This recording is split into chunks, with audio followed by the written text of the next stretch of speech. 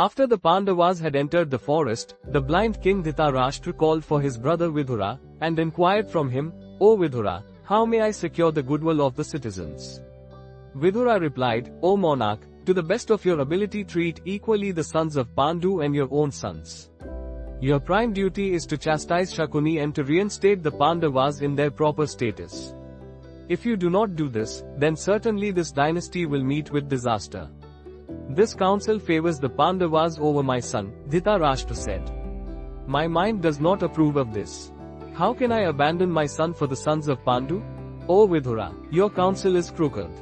You may either stay or go as you like." Dhritarashtra then rose and left. Vidura decided to join the Pandavas in the forest. The Pandavas had left the banks of the Ganga and proceeded to the Saraswati river where they saw the forest of Kamyaka. They decided to spend some time there. Vidura learned about their location and soon, he found them. But soon King Dhritarashtra began to regret the argument he had with Vidura and ordered Sanjay to find and bring Vidura back to the palace.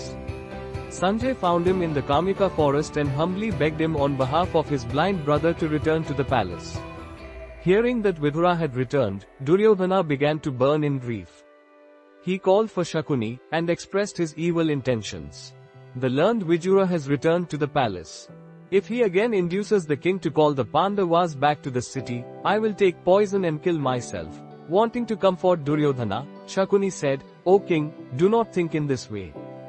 The Pandavas will never come back from the forest for they are righteous men and always keep their vows." Karna then advised Duryodhana in a way that bolstered his heart. "Please hear my opinion, O kings of the earth. Now is the time to put on armor, and taking up our weapons, kill the sons of Pandu as they live in the forest." While these unprincipled men were conniving to kill the Pandavas, the great sage Krishna Dvaipayana Vyasa, the father of Dhritarashtra, came to the palace. He immediately ordered them to desist from the heinous act in which they were about to engage. Vyasa then went to Dhritarashtra and informed him, "O wise king, I am not pleased that Pandu's sons have gone to the forest after being dishonestly defeated in gambling. Why does your son, who has a wicked heart, seek to kill the Pandavas? He is a fool and should be restrained." "O Holy One," Dhritarashtra replied to his father, "I did not like the idea of this gambling match, but I think I was made to consent to it by the will of Providence. And yet knowing everything and its consequence, I am unable to throw away my senseless son, because of my fatherly affection. If, however, you offer words of chastisement, maybe he will listen. The great sage Maitreya has come from the forest after visiting the Pandavas," Vyasadeva said. "He desires to talk with you, and also to influence your son. If you follow his advice, you will prosper, but if you neglect his words of wisdom, he will curse your son." Having said this much, Vyasadeva left the palace. Then arrived at the entrance of the imperial court the great sage Maitreya. Hearing that he had come from the Kamyaka forest, Dhritarashtra inquired about the Pandavas. The great sage Maitreya replied, "Yes, I have seen the Pandavas in my travels on pilgrimage. I was surprised to see the great king Yudhishthira dressed in deerskin and wearing matted hair.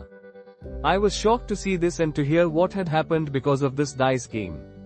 How could this have happened in your presence and in the presence of Bhishma? Because of this unscrupulous act, you have lost your reputation." Then turning to Duryodhana, the great sage spoke compassionately, "O king, do not seek a quarrel with the Pandavas. Those tigers among men are great heroes on the battlefield. Do not think you can win such a war. It is better to make peace with the Pandavas and live happily in your kingdom." While Maitreya was speaking beneficial words, Duryodhana listened with a smirk on his face. He hit his thigh again and again, and scratched the floor with his toes, not caring for the words of the rishi. Maitreya, seeing the insolent behavior of the prince, thought of cursing him. With angry red eyes, he touched water and spoke the following condemnation: "Since you have ignored my advice, you will suffer the result. In a great war that will come after the term of exile, I say that Bhima will fulfill his vow and smash your thighs with a single stroke of his mace." When the sage had spoken this curse, Dhritarashtra tried to pacify him, but his attempts were futile. Maitreya finally relented, "If Duryodhana makes peace with the Pandavas, my curse will not take effect. Otherwise, it will act just as I have said."